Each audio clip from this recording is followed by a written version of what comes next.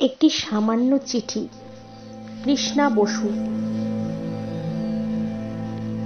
শ্রীচরণ কমলেষু মাগো, কেমন রয়েছ তুমি? কিছুই জানি না। আমি ভালো নেই, কিছু মাত্র ভালো নেই। আমি কি সমস্ত ছেড়ে চলে যাব মাগো? কার কাছে যাব বলো? কে রয়েছে আমাকে নেবার?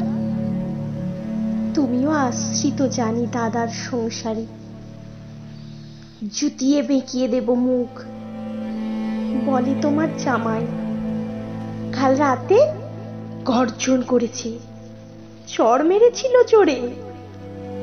না মা, সত্যি জুতো মারেনি এখনো, তবে মারবে বলেছে কোনোদিন।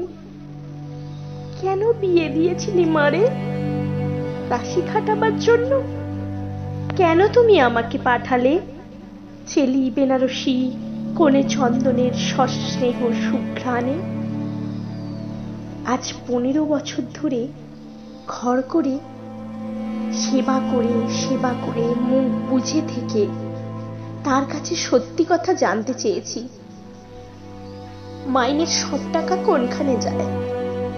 স্বাভাবিক অধিকারেই জানতে চেয়েছি সবকিছু। তখনই চুটিয়ে বেঁকিয়ে দেবে মুখ বলে আমাকে শাসায়। মাগো, আমি কার কাছে যাব? ছোটন তোতন খুব ছোট আছে আজও। ওরা কোন নির্ভরতা দিতে পারে বলো? বিয়ের পরের বাড়ি, বিয়ের আগের বাড়ি, বলো কোন বাড়ি আমার নিজের অধিকারে? মাগো, আমি কার কাছে যাব? নাকি মুখ বুঝে মার খেয়ে রান্না করে সেবা করে রমণী রতন হয়ে জীবন কাটাবো? মাগো বলো, আমার নিজের বাড়ি কোনখানে আছে?